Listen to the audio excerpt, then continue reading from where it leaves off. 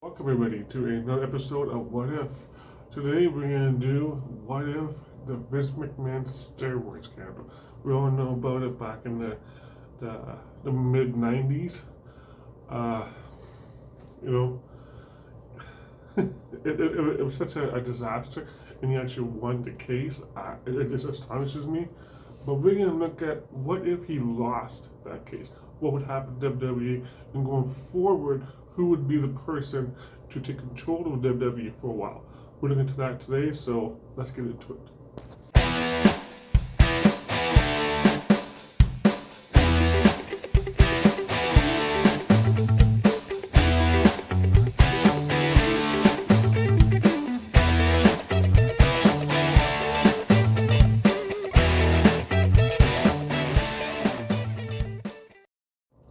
So early to mid '90s, there was. If you watch the Vince McMahon documentary on Netflix, you know when you're gonna go with this today. Okay, so if you don't watch any more of this before you watch any more of this today, watch that whole documentary, then come back here and then we're gonna talk about what actually happened. Now, what it actually was. Okay, a lot of the wrestlers back then were using steroids to enhance their physique. Warrior was one of them. Ultimate Warrior. Hogan was one, but he said he used it for medical. And I don't think so, buddy. Bret Hart said he's used it. Roddy Piper, Dynamite Kid, David Boy Smith, Hunter. Hunter even used it a few times. Triple H has, Shawn Michaels has used it a few times. Scott Hall, Kevin Nash, they all have used steroids in their time in the WWE. Now, some of those guys, like Hall and Nash, they didn't, and Triple H didn't come into WWE until after all this steroid scandal kind of stuff, right? So this is before them, and this is after Hogan betrayed WWE and went to WCW, the whole 9 yards. But not the kid. But Vince McMahon won the case. You know, he didn't distribute it, and maybe he did distribute it, but he knew that it was there. That's the thing that we're trying to get at. Did you know that you guys taking steroids? Of course he would know. He even took steroids. You could see his physique. All right, you don't get physique like that overnight. You just don't, right? So, let's just say he was found guilty. Who would take over the WWE now? Well, he had another guy lined up that met his critique, and that guy was Jeff Jarrett's father, Jerry Jarrett, from the USWA. Now, Jerry Jarrett was set up. He was properly introduced to how Vince wanted things done while he was going to go away to prison. I think there was going to be like a 5 to 6 year prison sentence for it. So Jerry Jarrett would own WWE. Well, not own it, but he would operate it. Vince McMahon owned majority of it at that time, but need somebody to have creative control, knew how things worked. Linda did know how things work, but not almost as much as what Vince wanted it to work, so he can make some more money. Couldn't put Shane in because Shane was too young still. Stephanie was too young to even go into that, right? Like they were in the business, but they couldn't actually run the business. Jerry Jarrett had so much years of experience running a USWA that Vince was like, yeah, okay, I can trust Jerry Jarrett to run this if I am to go away. And let's say he did go away. Now Jerry Jarrett, and sorry, Jerry Jarrett would actually push his guy, his son Jeff Jarrett, to the moon. Now Jeff Jarrett didn't come in yet, but Jeff Jarrett would come in after Jerry Jarrett took over, and Jerry Jarrett would actually push the USWA guys. He would even push Jerry Lawler to the moon, because him and Jerry Lawler were co-founders of the USWA company. So Jerry Lawler, Jeff Jarrett, Bret Hart, he would probably push to the moon. He was that kind of guy that you could actually say, hey, we're not in the entertainment business, we're in the wrestling business. And he would reevaluate the whole company as a whole, forget about the gimmicks, and say, we're in the wrestling business now, folks. This is what we're going to be doing. You can forget about the gimmicks, you forget about the sad stuff, it's not going to happen no more. We're going to run it this way. At that time, Jim Ross came in WWE, and he was a Jerry Jarrett fan. He liked what Jerry Jarrett was doing, and he figured that's the way we gotta do stuff. We gotta take this entertainment stuff out, put in actual wrestling. So basically, Jerry Jarrett was gonna say, you know what, we're not moving forward with this stuff. We're gonna backtrack everything from WrestleMania 1 now, try to erase all that crap, and make it into a professional wrestling company. Would it have worked? I don't know if it would have worked. Slowly but surely, he would try to do that. He would try to push his guys to the moon. You know, and his guys being, hey, Hogan would never want to come back. Done. Let's say Vince is gone for 6 years. Okay? So WrestleMania 9, so 10, 11, 12, 13, 14, 15. Come back in WrestleMania 16. Like, landscape's changed. You won't have the Vince Russo. Because Vince Russo was about gimmicks. So Jerry Jarrett would keep him on as a magazine editor, and then that'll be it. The Monday Night Wars. Oh.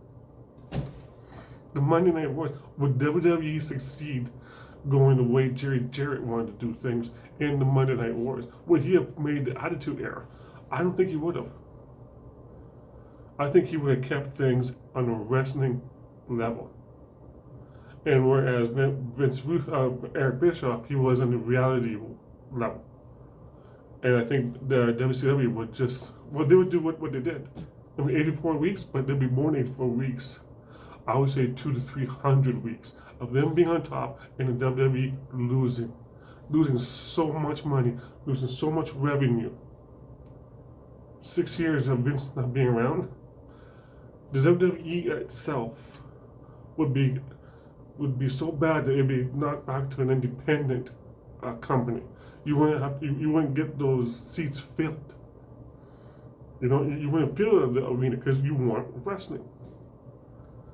So yeah, it wouldn't look good for the WWE with Jerry Jarrett, but that's what Vince McMahon wanted to put in charge when he was gone, if it was to happen.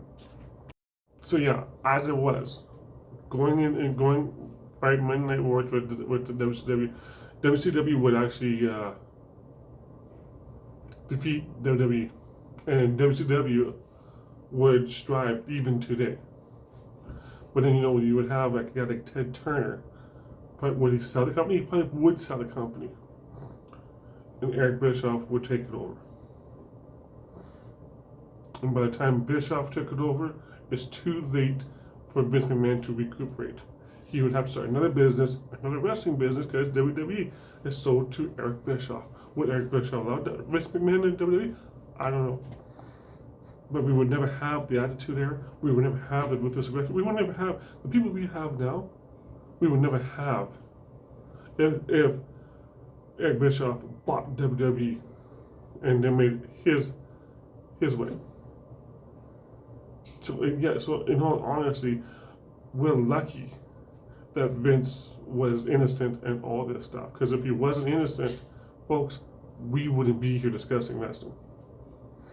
No, there wouldn't even be a wrestling. I don't think Eric Bischoff would survive this long in the wrestling business and figure, what the hell am I going to do? There wouldn't be a PG era. There's no way. There probably would be a Ruthless Aggression. So yeah, now, taking into consideration as well, okay, we want to have Steve Austin, because Steve Austin and Jerry Jarrett could never get along. They never got along. They hated each other. And Steve Austin and Eric Bischoff hated each other. You wouldn't see Steve Austin. Maybe you see him in WWE.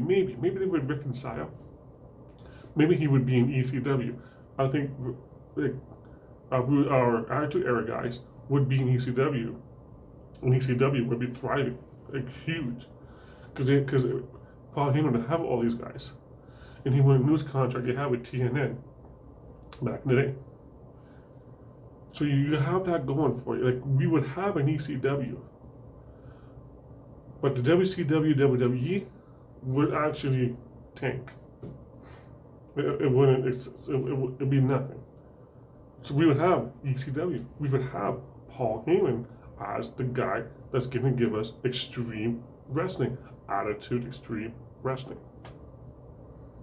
That's what happened. Because you got to take into consideration that Jerry Jarrett was not the guy. Vince thought about it. That has to be the guy. But with what we know now, compared to what we know then, WWE wouldn't be around, WCW wouldn't be around, and a little bit, that little shit ass company of ECW would be the guy. And Paul Heyman would be running wrestling entertainment today. So there you go, guys. I hope you enjoy it. Follow me over here as well. On TikTok, I have 11,710 followers. I'm doing great over there. Follow me there too. It's SID-THE-KID Wrestling. Follow me over on Clapper. It's STK version 1, STK V1. You'll find me down there. Clips all over that stuff as well. And I do live feeds on Raw, NXT, SmackDown, PLEs. I do it all over there. Check me out down there. Come follow me down there as well. And for you TikTok followers, you got me here. Get to YouTube. All right. Okay, I get later tomorrow. Another what if.